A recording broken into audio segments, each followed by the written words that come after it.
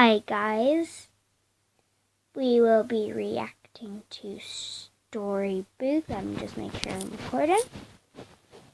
Yep. Okay, so I might do 2 or 3 of them. Let me just close over my door 1 second. So the first one is called Sneaking Out of My House in the Middle of the Night.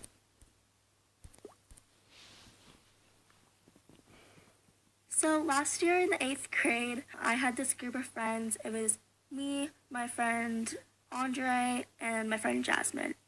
We hung out like every day, and every time we hung out, it was just like, it was so much fun.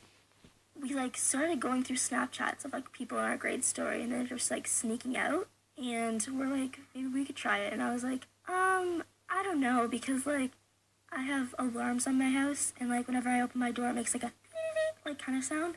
And at night we have to put in a code, and then it makes a noise if you open any door or anything. So I was like, I don't think I can.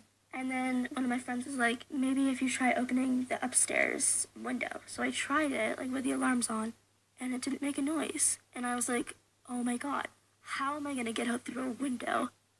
So I went around my house, and I figured out that my brother's bathroom has a window, and then you could hop onto the roof and climb around and hop onto the fence and get down. So we planned it to go on a Sunday night, which the next day was a day off that we had from school. The night before, we snuck out. We made a group chat, and we were just talking on it, saying oh my god, should we do this? I'm so nervous.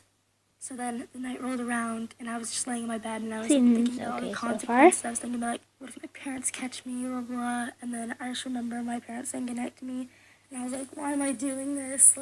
Oh my god. What if I get caught, or oh my god. But I was like, okay, whatever. I'm just gonna do it. I gotta live my life. I'm a teenage girl. Come on, okay. So then I texted them. I was like, okay, guys, we're going at 1:30, and then we all just left our house. I went onto the roof, and I was being so loud. I don't know how no one heard me.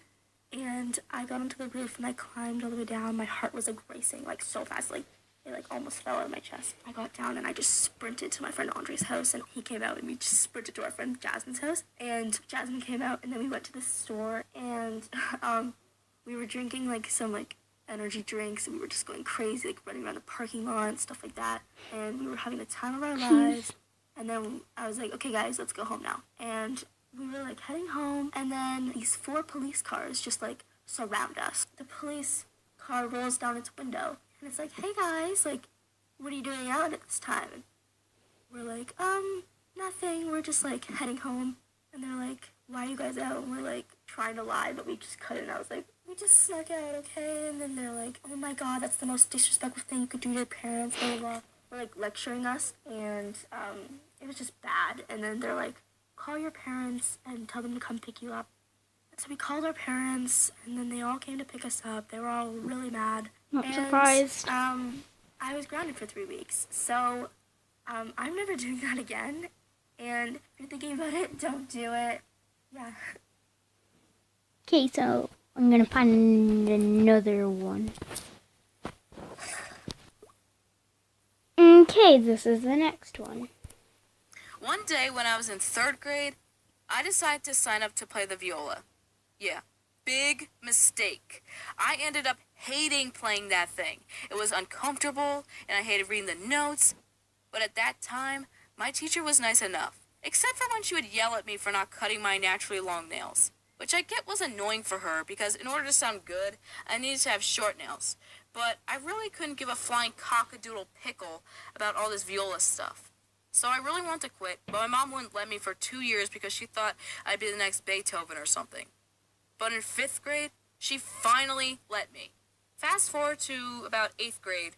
In my tech class, I had to sit next to some girl who really didn't like me for some reason. She made a poem about me saying, if a brick smacked Jess in the face, the world would be a better place. So some crazy little Shakespeare chick who either wants me dead or wants my face to be as flat as a pancake is sitting next to me.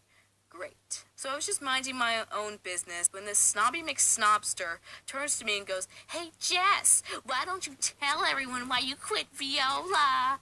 Because it made me so stressed, I wanted to break it into itty-bitty pieces and then strangle myself with its strings until I was unconscious and blue. Why? Yeah, right. You sure it's not because you didn't want to cut your nails? Then that's when my eyes widened. Where did you get that false information? Oh, I asked some girl about you Sorry. and she told me that.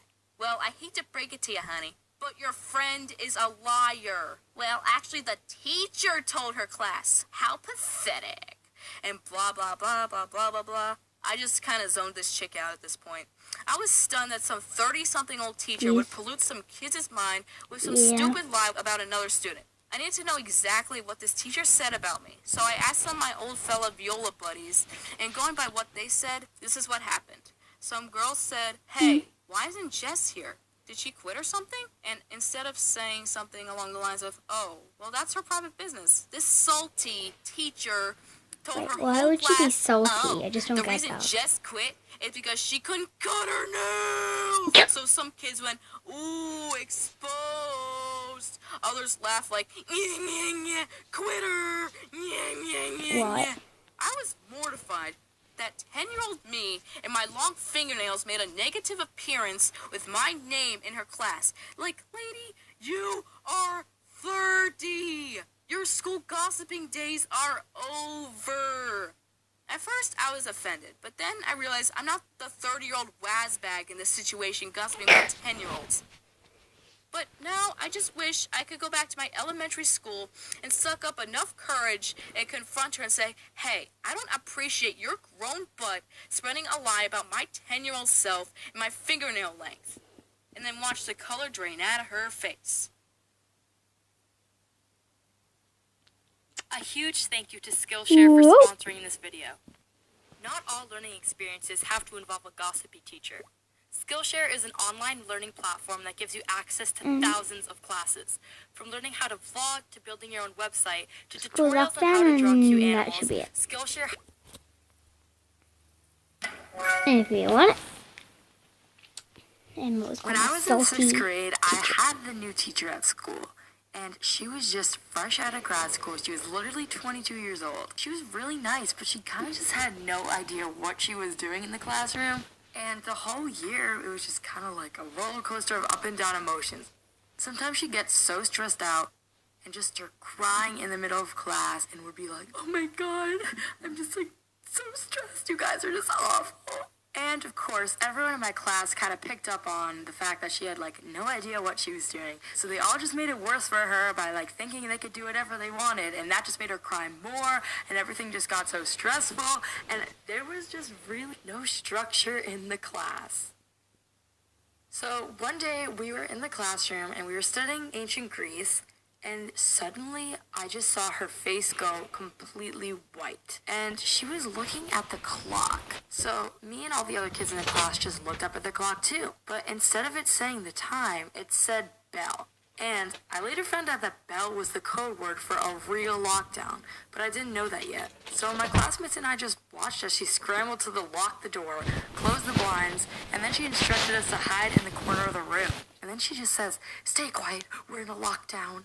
And she was in tears at this point. She was shaking and she was curled up in the corner behind her desk. This was the moment when I realized this wasn't a lockdown drill. This was an actual lockdown. And I was freaked out. I just straight up asked her, are we gonna die? a fire And she looked or at me what? and as gravely as possible she said, I don't know. And that literally just sent the whole class into tears. Some kids were even trying to jump out the window. My teacher was screaming at them that if there's someone in this building, there could be more people outside waiting to get you. I was just freaked out. The whole time, I was literally just thinking about dying. It's so morbid, but I was.